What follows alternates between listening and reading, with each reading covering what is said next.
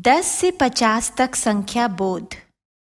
इस वीडियो में हम देखेंगे संपर्क स्मार्टशाला किट द्वारा 10 से 50 तक संख्याओं की गिनती करना। इकाई और दहाई की अवधारणा द्वारा 10 से 50 तक संख्या निर्माण, 10 से 50 तक संख्या बोध और सम विषम संख्याओं की पहचान। चलिए वीडियो देखते हैं। अच्छा बच्चों, हमने 9 तक संख्याएं तो सीख ली। क्या आप जानते हैं कि 9 के बाद क्या आता है? 9 के बाद जो संख्या आती है उसे हम 10 कहते हैं। हाँ, 10। हमारे हाथ की उंगलियां कितनी हैं? 10। गिन के देखिए। 1, 2, 3, 4, 5, 6, 7, 8, 9, 10। चलिए 10 बच्चे सामने आइए। अरे 9 तो आपको पता है ना, तो बस एक और बच्चा आ गया और हो गए 10। 1, 2, 3, 4, 5, 6, 7, 8, 9, 10। ये हैं 10 बच्चे और ये हैं 10 उंगलियां। और ये हमने जमीन पर खाने बनाए और उनमें 10 काउंटर्स रख दिए। 1, 2, 3, 4, 5, 6, 7, 8, 9, 10। अब हम अपने किट में से अपनी प्यारी प्यारी गणित माला को निकालेंगे और इससे गिनती करेंगे। हमने काउंटर्स को गिना था ना, वैसे ही एक तरफ से गिनते हैं और आगे बढ़ते जाते हैं। अब गिनते हैं। 1, 2, 3, 4, 5, 6, 7, 8, 9, 10। तो ये हो गए हमारी गणित माला के 10 मोती। लेकिन अगर हमें 10 से ज़्यादा कुछ गिनना हो तो हमें वो भी आना चाहिए ना। चलिए देखते हैं। तो बच्चों, 10 के बाद जो संख्या आती है वो कहलाती है 11। 10 और 1 11। 10 और 1 11। उसके बाद 12। 10 और 2 12। 10 और 2 12। फिर 13। 10 और 3 13। 10 और 3 13। फिर 14। 10 और 4 14। 10 और 4 14। उसके बाद 15। 10 और 5 15। 10 और 5 15। टीचर्स इस प्रकार से बच्चों को 20 तक गिनती पहले धीरे धीरे रुक रुक कर सिखाइए, जिससे उन्हें याद होती जाए। ये हो गए हमारे गणित माला के 20 मोती।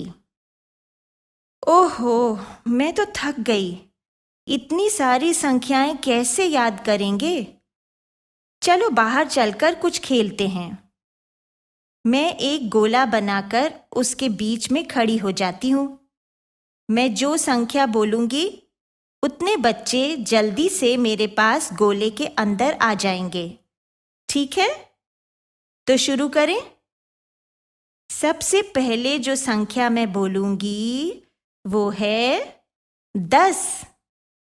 चलो चलो चलो, जल्दी से 10 बच्चे मेरे पास आ जाओ, आ जाओ। शाबाश। अब सब वापस जाओ और अब आ जाओ 13 बच्चे। 13। जल्दी जल्दी जल्दी। 10 और 3 13। बहुत अच्छे। अब वापस जाओ और अब आ जाओ 15। हाँ, 10 और 5 15। बहुत बढ़िया। अब मेरे पास आ जाओ 11 बच्चे। 11। 10 और 1 11। टीचर्स, ऐसा भी हो सकता है कि गोले के अंदर आपकी बोली गई संख्या से अधिक बच्चे आ जाएं। ऐसे में आपको उन्हें गिनकर बताना पड़ेगा। मूर्त रूप में गिनना सिखाने के बाद ही बच्चों को धीरे धीरे करके संख्याओं को लिखना सिखाएं। इसे स्थानीय मान की अवधारणा के साथ सिखाया जाए तो बेहतर होगा। चलिए बच्चों, हमने 50 तक की गिनती तो सीख ली। अब हम सीखेंगे कि ये संख्याएं बनती कैसे हैं। बच्चों, क्या आप जानते हैं संख्या 10 को हम लिखते कैसे हैं? संख्या 10 ऐसे लिखी जाती है, परंतु यह संख्या 10 कुछ अलग दिख रही है ना? इससे पहले की सब संख्याओं में तो एक ही अंक है, पर इसमें 2 अंक हैं। क्या चक्कर है? कुछ तो वजह होगी। गणित में बिना वजह तो कुछ नहीं होता। संख्या 10 और उसके बाद की संख्याओं में कुछ तो खास बात है जो उन्हें 2 अंक मिले हैं। अच्छा, चलिए अब हम यह समझते हैं कि 1 अंक से 2 अंक वाली संख्याएं कैसे बन जाती हैं। पर इसके लिए तो हमें अपना जादू का पिटारा यानी संपर्क स्मार्टशाला मैथ किट खोलना पड़ेगा ना। चलिए देखते हैं कि अब इसमें से और क्या क्या निकलता है। ओह, ये देखिए, ये हैं बेस 10 ब्लॉक्स और ये है हमारी गणित माला। पर ये तो देखिए, कितने सारे रुपए निकल आए इस खजाने में से। वाह, अब तो पढ़ने में बहुत मजा आने वाला है। सबसे पहले हम बेस 10 ब्लॉक्स को लेते हैं और बोर्ड पर चिपकाते हैं। ये देखिए, ये हैं छोटे छोटे पीले रंग के ब्लॉक्स। एक ब्लॉक को 1 इकाई कहते हैं। तो ये हुई 1 इकाई, ये 2 इकाई, ये 3 इकाई, 4 इकाई, 5, 6, 7, 8 और ये हो गई हमारी 9 इकाइयाँ। 9 तक की संख्याओं को हम इकाई कहते हैं। तो यह हो गया हमारा इकाई का कॉलम। यदि कोई वस्तु गिनते गिनते उसकी संख्या 9 से अधिक हो जाए तो उसे हम दहाई कहते हैं। तो आप समझे ना, जब तक 9 इकाइयाँ थीं तो वह आराम से इकाई के कॉलम में खुली पड़ी हुई थीं। जैसे ही एक और इकाई आई और वह 10 हो गई, तब वह इकाई के कॉलम में नहीं रह सकती। 10 इकाई मिलाकर एक दहाई बन जाती है। तो यह रहा आपका 10 छोटी छोटी इकाइयों से बना हुआ एक दहाई। 10 इकाइयों के बदले में अब यह एक दहाई की नीली पट्टी दहाई के स्थान पर लग जाएगी। अच्छा, जब एक दहाई बन जाएगा तो इकाई के कॉलम में क्या बच जाएगा? इकाई के कॉलम में कुछ नहीं बचेगा, है ना? अर्थात दहाई के स्थान पर 1 और इकाई के स्थान पर कुछ नहीं यानी 0। तो बच्चों, देखा आपने कैसे बन गई हमारी संख्या 10। 10 का अर्थ है 1 दहाई और 0 इकाई। यह तो ठीक है। अब मान लीजिए हमने इकाइयाँ गिनी, 10 इकाइयाँ हो गईं। 10 इकाइयों को हमने एक दहाई से बदलकर दहाई के स्थान पर लगा दिया, परंतु फिर भी एक इकाई पीछे बच गई, यानी एक दहाई के साथ अब एक इकाई भी है। अरे, यह तो एक नई 2 अंकीय संख्या बन गई। एक दहाई और एक इकाई, इसे हम 11 कहते हैं। इसी प्रकार से 1 दहाई और 2 इकाइयों को हम 12 कहते हैं। 1 दहाई और 3 इकाइयों को हम 13 कहते हैं। 1 दहाई और 4 इकाइयों को 14, 1 दहाई और 5 इकाइयों को 15, 1 दहाई और 6 इकाइयों को 16, 1 दहाई और 7 इकाइयों को 17, 1 दहाई और 8 इकाइयों को 18, 1 दहाई और 9 इकाइयों को 19, 1 दहाई और 10 इकाइयों को, अरे वाह, यह तो 2 दहाई हो गई। दोनों को ही दहाई के स्थान पर रखना होगा। तो अब हमारे पास हैं 2 दहाई और 0 इकाई।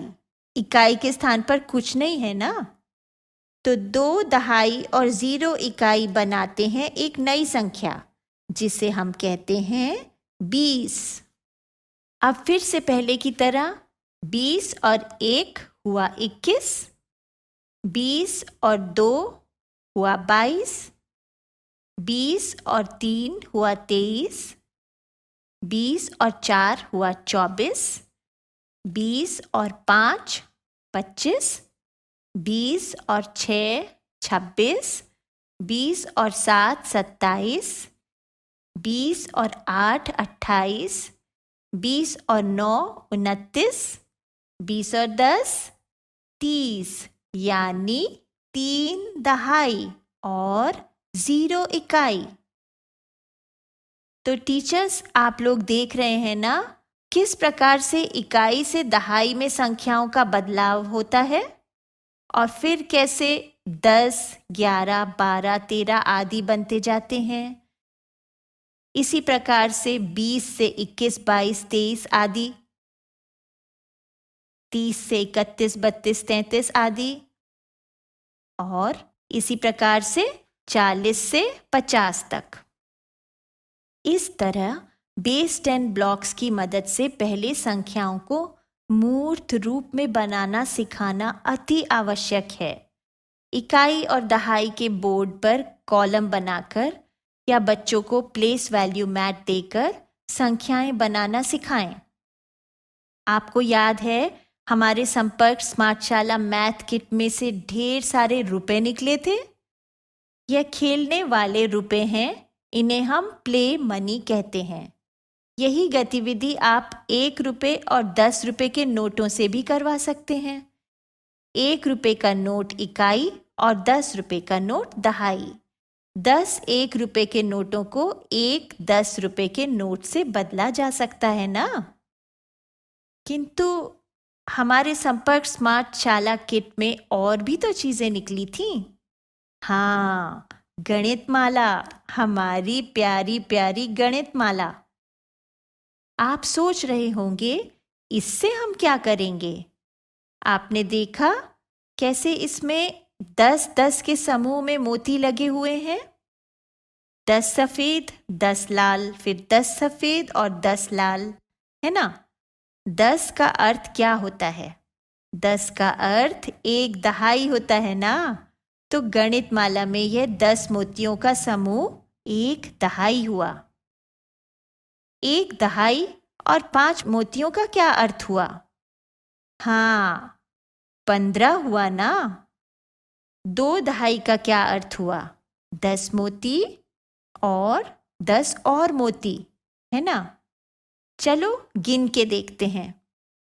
1 2 3 4 5 6 7 8 9 10 11 12 13 14 15 16 17 18 19 20।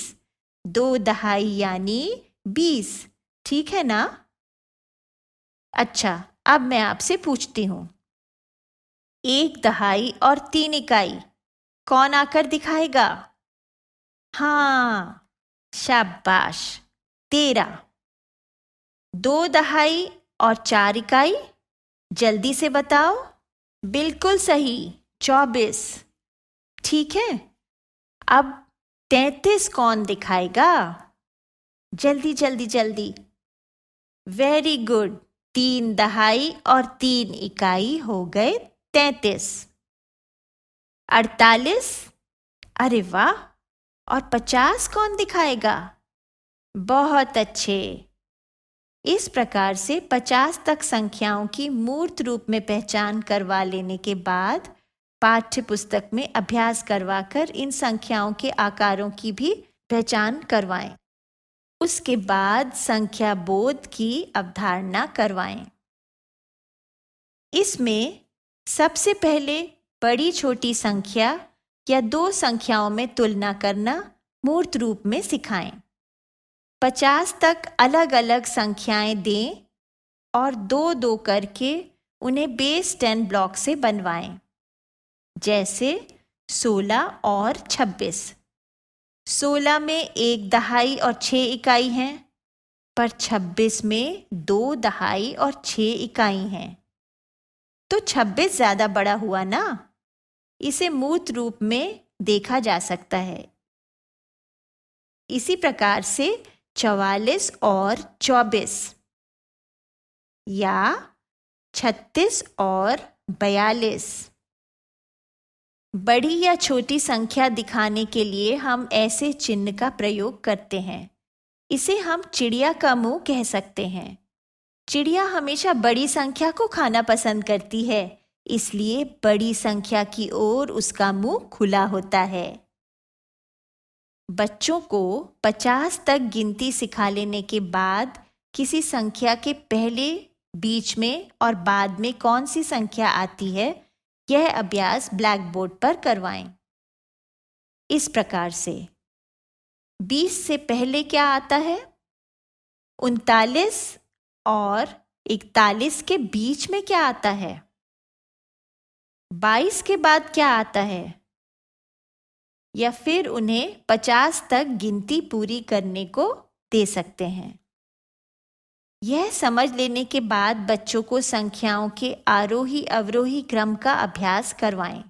50 तक की संख्याओं में से ही कुछ संख्याएं उठाएं और ब्लैक बोर्ड पर उन्हें मिला जुला कर लिख दें। फिर इस प्रकार से एक सीढ़ी नुमा पैटर्न ब्लैक बोर्ड पर बनाएं। बच्चों को कहें कि छोटी से बड़ी संख्याएं इस सीढ़ी पर नीचे से ऊपर की ओर लिखते जाएं। जब हम छोटी से बड़ी संख्या की ओर ऊपर को चढ़ते हैं तो इसे आरोही क्रम कहते हैं। इसी प्रकार से जब संख्याओं को हमें बड़े से छोटे क्रम में लिखना हो तो हम इसी सीढ़ी के ऊपर से नीचे उतरेंगे। इसे हम अवरोही क्रम कहते हैं। इस प्रकार से सीढ़ी के चित्र से बच्चों को आरोही अवरोही क्रम अच्छी तरह से समझ आ जाता है। एक और संख्या बोध की अवधारणा है जो बच्चों को सिखा देनी चाहिए। वह है सम विषम संख्याओं की पहचान।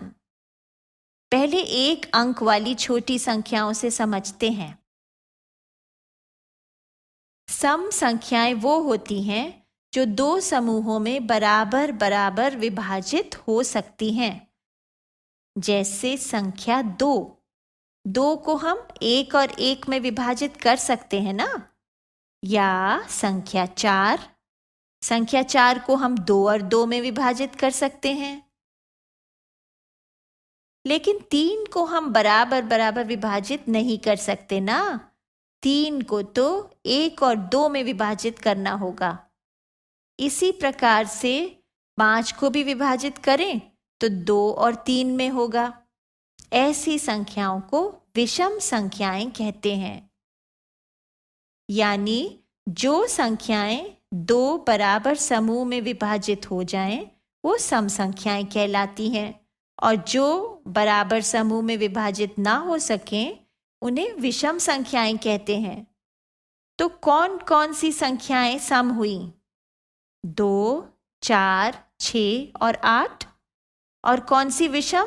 1, 3, 5, 7 और 9। अब हम सम संख्याओं को थोड़ा और आगे ले जाते हैं। 2 1 और 1 में विभाजित हुआ। 4 2 और 2 में विभाजित हुआ। 6 3 और 3 में। 8 4 और 4 में। 10 5 और 5 में। 12 6 और 6 में। 14 7 और 7 में। 16 8 और 8 में, 18 9 और 9 में और 20 10 और 10 में। तो आपने क्या देखा? 2 4 6 और 8 के अलावा हर संख्या जो सम है उसके अंत में 2 4 6 8 या 0 है ना? तो हमें यह जान लेना काफ़ी है कि हर वो संख्या जिसके अंत में 2 4 6 8 या 0 है सम संख्या होती है, चाहे वो कितनी बड़ी संख्या हो। इसी प्रकार से जिन संख्याओं के अंत में 1 3 5 7 और 9 हो वो विषम संख्याएं होती हैं। 50 तक संख्याओं का बोध अच्छी तरह से करवा लेने के बाद ही आप पाठ्यपुस्तिका और संपर्क स्मार्टशाला वर्कबुक में अभ्यास करवाएंगे।